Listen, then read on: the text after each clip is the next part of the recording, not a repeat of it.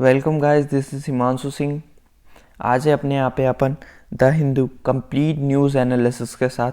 तो आज की डेट है अपनी 22 दिसंबर 2021 वेडनेसडे है आज हम देखेंगे हमारा पूरा कंप्लीट द हिंदू न्यूज़पेपर। ठीक है, लेकिन उससे पहले बता दूँ, अगर आपको ये पीडीएफ चाहिए हो तो पीडीएफ चाहिए हो तो नीचे लिंक डिस्क्रिप्शन बॉक्स में दी हुई है टेलीग्राम चैनल की। टेलीग्राम चैनल ज्वाइन कर लीजिएगा और वहाँ पे अदर नोट्स वगैरह भी प्रोवाइड हो जाते हैं। ठीक है, प्रोवाइड करता हूँ मैं, तो वो सारी चीज़ें भी मिल जाएगी आपको वहाँ पे। तो टेलीग्राम चैनल ज्वाइन कर लीजिएगा। ठीक है, चलिए शुरू करते हैं आज का अपना द हिंदू कंप्लीट न्यूज़पेपर का एनालिसिस। ठीक है, उसके बाद यहाँ सबसे पहला जो अपना आर्टिकल है, इम्पॉर्टेंट आर्टिकल ये दिया हुआ है कि इसमें बताया गया है जो हाउस पैनल है वो रिव्यू करने वाली है क्या, जो मैरिज एज जैसे जो वुमेंस की मैरिज एज के लिए जो अभी बिल की बात करी गई थी, नए बिल की बात करी गई थी, उस पर रिव्यू करेगी, उसको देखेगी। जो हमारी हाउस पैनल है वो, यहाँ पे हमारी जो स्मृति ईरानी जी है उन्होंने कहा हमें 75 ईयर्स लग गए, हम 75 ईयर लेट है किसको इक्वलिटी देने में, मेंस और वुमेंस को बराबर इक्वलिटी देने में। यहाँ पे हम 75 ईयर्स लेट है। इसमें क्या हुआ है, ट्यूसडे के दिन क्या हुआ है कि ये जो बिल है ये वहाँ पे हमारी उसमें लोकसभा में इंट्रोड्यूस हुआ है। ठीक है, कि जो वुमेंस की एज कितनी कर दिया है, अभी 18 है, तो मैरिज के लिए 18 है तो उसको 21 कर दिया जाए। जैसे अभी मेंस की 21 है ना, तो वैसे ही वुमेंस की 18 है तो उसको 21 कर दिया जाए। ये बात इसमें बोली गई। ठीक है, यही था। और इसमें बोला गया कि अगर ये जो है अपन ये वाला बिल पास करते हैं, ठीक है, तो ये जो बिल है ये सारे जितने भी चाहे वो कोई भी कास्ट हो, कोई भी रिलीजन हो, ठीक है, या फिर कोई भी चीज़ें हो, उस पर सब पे इक्वली लगेगा। ये ऐसा नहीं है कि जैसे जो हिंदुओं के लिए हिंदुओं के लिए ही ये नियम है कि 18 21 उनकी जो लड़कियों की एज है, गर्ल्स की एज 21 के बाद ही वो मैरिज कर सकते हैं। सिर्फ हिंदुओं के लिए नहीं है, ये है मुस्लिम्स के लिए भी, क्रिश्चियंस के लिए भी, सिख जितने भी है सबके लिए ये। और कास्ट बेस पे भी कोई डिस्क्रिमिनेशन नहीं होगा, सारी कास्ट के लिए एप्लीकेबल है, ऐसा इसमें बोला गया। अभी आपको मालूम होना चाहिए कि जो हमारे बहुत सारे ऐसे जो नियम है, उसमें क्या है कि हिंदुओं के लिए अलग नियम है और मुस्लिम्स के लिए अलग नियम है, क्रिश्चियंस के लिए अलग नियम है, वैसे ही तो। पर ये वाला जो हमारा क्या, ये वाला जो बिल है, अगर ये पास होता है, वैसे तो हो ही जाएगा, ये पक्का है, देख लेना आप 1-2 दिन में। अभी ये वाला जो बिल है अगर पास होता है तो ये सबके लिए एप्लीकेबल रहेगा, ये बात इसमें बोली गई साफ साफ। ठीक है, ठीक है। उसके बाद यहाँ पे आपको 2 चीज़ें समझ आई। पहला, ये बिल कब इंट्रोड्यूस हुआ, ये हुआ ट्यूसडे के दिन इंट्रोड्यूस हुआ। ठीक है, और अभी इस पर बात चल रही है। ठीक है, दूसरी चीज़ कि इस बिल में क्या है, इस बिल में ये है कि जो गर्ल्स की मैरिज की एज है 18 से 21 करने की बात है। ठीक है, तीसरी चीज़ ये है इसमें इम्पॉर्टेंट कि ये सभी कास्ट, सभी रिलीजन और जो सभी चीज़ों को देखते हुए सबके लिए सेम नियम लगेगा। ठीक है, ये सारी चीज़ें इसमें अभी तक समझ आई आपको। ठीक है, उसके बाद यहाँ पे कुछ जो हमारे पुराने एक्ट वगैरह, कुछ पुराने अमेंडमेंट्स वगैरह है कि जो अगर हम ये अमेंडमेंट करते हैं तो उनमें क्या हो जाएगा, उन सब में भी अमेंडमेंट हो जाएगा। तो कौन से ऐसे बिल वगैरह है वो देख लेते हैं हम। इसमें बोला गया कि जैसे ही अगर हम ये बिल और ये जो अमेंडमेंट है ये पास करते हैं तो इसमें कुछ सारे जो हमारे एक्ट वगैरह है उसमें अमेंडमेंट आ जाएगा। जैसे the Indian Christian marriage act 1972, the Parsi marriage and divorce act 1936, the Muslim personals law application act 1937, the special marriage act 1954, the Hindu marriage act 1955 and the foreign marriage act 1956। इन सारों में क्या आ जाएगा, इसमें बोला गया कि इन सारों में भी अमेंडमेंट आ जाएगा। ठीक है, ये सारे जो एक्ट्स वगैरह इनमें चेंज आ जाएगा, ये चीज़ें बोली गई इसमें। ठीक है, आए आपको पहले पूरा आर्टिकल समझ। इसके बाद हम चलते हैं नेक्स्ट, जो सेकेंड हमारा इंपॉर्टेंट आर्टिकल यहाँ पे दिया हुआ। इसमें क्या हुआ कि राज्यसभा ने भी कौन सा जो बिल है हमारा, कौन सा वाला, जो इलेक्शन लॉज वाला जो बिल है, अमेंडमेंट बिल था। जैसे जो इस बिल में क्या था, सबसे पहले जान लो। इस बिल में ये था कि हमारा जो आधार को लिंक किया जाएगा किससे, जो हम वोट देने जाते हैं ना, एक तरीके से बोल दिया जाए आधार को लिंक किया जाएगा वोटर आईडी से, ठीक है, आधार कार्ड को लिंक किया जाएगा वोटर आईडी। इसके फ़ायदे क्या है, इसके फ़ायदे ये है कि कई सारे जो है उन्होंने क्या किया, 2 कॉन्स्टिट्यूशन असेंबली, मतलब 2 जगह, 2 जो कॉन्स्टिट्यूशन असेंबली कॉन्स्टिट्यूशन वो है सीट्स वगैरह, मतलब 2 कॉन्स्टिट्यूशन असेंबली वहाँ पे वो लोग क्या कर रहे हैं, वोट देने जा रहे हैं। जैसे उन लोगों ने क्या किया है कि मान के चलो आपके पास का कोई डिस्ट्रिक्ट है, ठीक है, वहाँ पे भी वोट दे रहे हैं, यहाँ पे भी वोट दे रहे हैं, ऐसा। तो इससे ये हट जाएगा क्योंकि आधार कार्ड एक ही है, आधार नंबर हर पर्सन का एक ही है, जिसकी वजह से 2 जगह वो वोट नहीं दे पाएगा, जिस वजह से मतलब इसको जो है ये बिल जो है पास किया गया। और भी जो है मतलब प्राइवेसीज वगैरह और भी जो है चीज़ों का ध्यान रखा जाएगा, इसमें बोला गया, ठीक है। और भी जो चीज़ें हैं वो बहुत सारे फ़ायदे हैं इसके, ठीक है, ये चीज़ें बोली। तो ये जो बिल है ये अपना राज्यसभा में पास कर दिया गया ट्यूसडे के दिन, ठीक है। ये जो बिल था ये मंडे के दिन कहाँ पास हुआ था, लोकसभा में पास हो गया था, ठीक है। और कुछ खास नहीं है इसमें, ठीक है।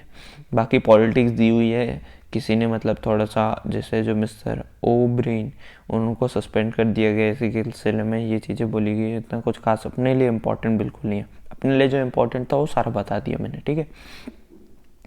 उसके बाद जो हमारा नेक्स्ट आर्टिकल है, यहाँ पे क्या हुआ है कि जैसे जो 13 जो फिशर्समैन लोग हैं उनको, इंडियन फिशर्समैन है उनको, और 13 जो इंडियन फिशर्समैन है उनको क्या किया श्रीलंका ने फिर से, क्या और मतलब 13 लोगों को भी कैप्चर कर लिया है पहले से ही। मतलब पहले आपको मालूम होगा कितने लोग थे टोटल, 68 लोग को उन्होंने कैप्चर कर लिया था, और अब और 13 लोगों को भी कैप्चर कर लिया है, क्योंकि इन लोगों ने क्या किया था कि जो इंटरनेशनल मैरीटाइम बाउंड्री है उसको क्रॉस कर दिया था, ठीक है, जिसकी वजह से मतलब और 13 फिशरमैन लोगों को भी श्रीलंका ने अरेस्ट कर लिया, ठीक है। ये जो है ये बहुत टाइम से न्यूज़ में चल रहा है, जो फिशर्समैन वाला जो वो है ना, ये बहुत टाइम से न्यूज़ में चल रहा है। तो इसका थोड़ा याद रखिएगा। मेरी टाइम बाउंड्री मैंने बताई थी, चलो फिर से बता देता हूँ। टेलीग्राम चैनल पे वैसे इसकी वो भी प्रोवाइड की थी। ये जो दिख रही है ये ग्रीन, तो ये जो है ये हमारा एरिया, और ये जो आखिरी इस ग्रीन और जो ब्लू है इसके बीच में ये वाली जो लाइन दिख रही है ना, ये है क्या, मेरीटाइम बाउंड्री। मेरीटाइम बाउंड्री का मतलब क्या होता है, ऐसा कुछ एरिया जो इंडिया से मतलब जो भी कंट्रीज होती है ओशन से कनेक्टेड, उसका जो कुछ एरिया है ओशंस का वो यूज़ कर सकती है, उसमें वो चाहे कुछ भी कर सकती है, ठीक है। लेकिन जो कुछ बाउंड्रीज़ है, जैसे जो मेरीटाइम बाउंड्री है, इसके क्रॉस में इसके बाद वो जो कंट्री है वो यूज़ नहीं कर सकती, ये इसकी मतलब वो है, ठीक है। तो यहाँ पे क्या हुआ है कि यहाँ पे ये जो मेरीटाइम बाउंड्री दिख रही है आपको, ये वाली, यहाँ पे ये जो ग्रीन मतलब जो ख़त्म हो रहा है, जहाँ पे ब्लैक लाइन है, यहाँ पे क्या किया फिशर्समैन लोगों ने, ये जो ब्लू वाला श्रीलंका की तरफ ब्लू वाला एरिया है ना, इसमें चले गए ये लोग, यहाँ पे फिशिंग करने के लिए, ठीक है, जिसकी वजह से श्रीलंका ने उन्हें कैप्चर कर लिया, ठीक है आपको समझ। और भी फोटोज इसमें कुछ ऐसी, ठीक है, ये वाली जो रेड लाइन है ये इसको, ठीक है। फिर गाइस नीचे आओ तो यहाँ पे एक इम्पॉर्टेंट जो है एक आर्टिकल दिया हुआ है किस चीज़ के बारे में। यहाँ पे क्या हुआ है कि जैसे जो हमारा फ्लैगशिप टर्टल है उस चीज़ के बारे में दिया गया है। क्या हुआ कि यहाँ पे जो हमारा तेलंगाना में जो फॉरेस्ट है हमारा, कौन सा, मतलब जैसे जो तेलंगाना में जो फॉरेस्ट है शिरनापल्ली फॉरेस्ट है तेलंगाना में, जो निज़ामबाद है उसके पास में, वहाँ पे लोगों को मतलब जो हमारा लोगों को क्या हुआ, फ्लैगशिप टर्टल दिखाई दिया, ठीक है। उस चीज़ के बारे में आर्टिकल छपा हुआ है, ये आप देख सकते हैं फ़ोटो में, ऐसा होता है ये एल्बिनो इंडियन फ्लैगशिप टर्टल, ठीक है, ये ऐसा होता है, ठीक है। उसके बाद इसके बारे में हम कुछ पढ़ लेते हैं, क्योंकि हमारे जैसे पेपर में आया है तो इम्पॉर्टेंट हो जाता है, ठीक है। और ये रेयर स्पीसीज़ है तो जिस वजह से भी ये इम्पॉर्टेंट हो जाता है, ठीक है। उसमें क्या दिया हुआ है, the Indian flagship turtle is a fresh water species of turtle from, मतलब जैसे जो साउथ एशिया में ये जो है ये स्पीसीज़ पाई जाती है, ठीक है। और ये जो फ्रेश वाटर स्पीसीज़ है, ठीक है, मतलब साफ पानी में रहने वाली स्पीसीज़ है, ठीक है। उसके बाद द फ्लैप शिल name steps from the presence of femoral flaps located on the plastron मतलब जिसमें ये क्या होता है, इसका जो नाम है फ्लैप शील्ड, ये इस वजह से दिया हुआ है क्योंकि इसमें जो है फीमोरल लैपिस जो है, मतलब इसकी प्रेजेंस होती है कहाँ पे, पेलेस्ट्रोन में, जिसकी वजह से इसको ये नाम दिए गए। ठीक है, इसका जो किंगडम है एनिमिलिया है। ठीक है, फाइलम कौन सी है, क्रोडाटा। ठीक है, उसके बाद क्लास कौन सी है, रेप्टाइल्स है। ठीक है, ऑर्डर टेस्ट्यूड्स। ठीक है, सराउंडिंग मतलब जैसे जो सब बॉर्डर्स, इसका जो है क्राइप्टो डायरिया। ठीक है, फैमिली इसकी क्या है, ट्रिनो चाइडियन। ठीक है, जीन्स क्या है इसके, लिसिमिस। ठीक है, इसकी स्पीसीज क्या है, एल पंचटाटा। ठीक है, और इसका जो बायनोमल नेम है, ठीक है, क्या बायनोमल नेम, इसका बायनोमल नेम है लिसमिसी पुंचटाटा। ठीक है, लिसमिसी पुंचटाटा इसका जो बायनोमल नेम। ठीक है, वैसे तो मैं सारी चीज़ें टेलीग्राम चैनल पर प्रोवाइड कर दूंगा। ठीक है, चलिए नेक्स्ट देखते हैं। नीचे एक इम्पॉर्टेंट आर्टिकल ये है कि जो हमारी जो गवर्नमेंट है, हमारी इंडियन गवर्नमेंट, वो क्या है कि डिसएग्री है। किस चीज़ से डिसएग्री है, जो वर्ल्ड प्रेस फ्रीडम इंडेक्स है उसमें जो इंडिया की रैंक आई है उससे डिसएग्री है। हमारी जो गवर्नमेंट कह रही है कि जैसे जो मतलब डेमोक्रेटिक राइट्स वगैरह है हमारे इंडिया में, ठीक है, और इतनी जो मतलब फ्री टू स्पीच है और मतलब फ्रीडम टू एक्सप्रेस है, ये जो चीज़ें हैं, इसके बावजूद जो इंडिया की प्लेस है कितनी आई है, 142 आउट ऑफ कितनी, 180 कंट्रीज, 142 आउट ऑफ 180 कंट्रीज, ये जो मतलब रैंक आई है, रैंक दी है उन लोगों ने इंडिया की। तो इससे हमारी जो गवर्नमेंट है वो ना खुश है। ठीक है, ये चीज़ें यहाँ बोली गई। इसमें जो एक और चीज़ें याद रखना कि जैसे जो freedom of speech and expression जो है वो कौन से आर्टिकल के तहत आते हैं, मतलब दिया गया है हमारे कॉन्स्टिट्यूशन में, अंडर द आर्टिकल 19। ठीक है, इसके बारे में पढ़ लेना, आर्टिकल 19 के बारे में। ठीक है, उसके बाद नीचे आते हैं हम यहाँ पे जो है मतलब साइबर क्राइम के बारे में। ये बहुत ज़्यादा न्यूज़ में रहा है पिछले टाइम से भी, और अभी भी इसमें बताया गया है क्या है कि जैसे साइबर क्राइम जो 266 जो मोबाइल एप्लीकेशन है उनको ब्लॉक कर दिया गया है इंडियन गवर्नमेंट ने। ठीक है, किसकी वजह से, साइबर क्राइम्स की वजह से।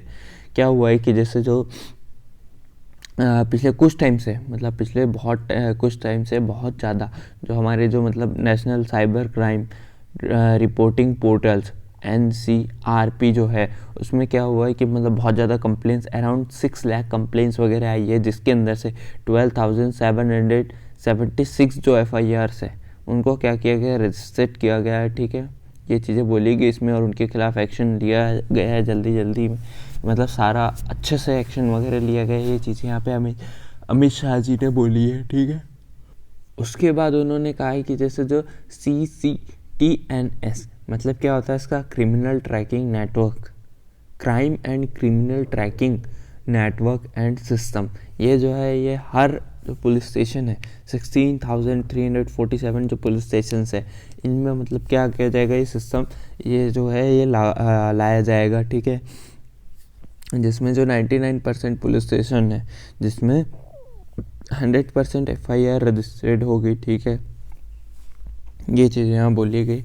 उसके बाद उन्होंने कहा है कि जो अब जो नए पुलिस स्टेशन वगैरह बनेंगे उसमें भी ये सिस्टम्स वगैरह लाया जाएगा। ठीक है, ये चीज़ें यहाँ पे बोली गई। ठीक है, उसके बाद हम देखते हैं, हमारा न्यूज़ सेक्शन पूरा ख़त्म हो चुका है, वर्ल्ड सेक्शन देखते हैं। ठीक है गाइस, यहाँ पे वर्ल्ड सेक्शन में कोई भी खास न्यूज़ नहीं है, आप देख सकते हो यहाँ पे।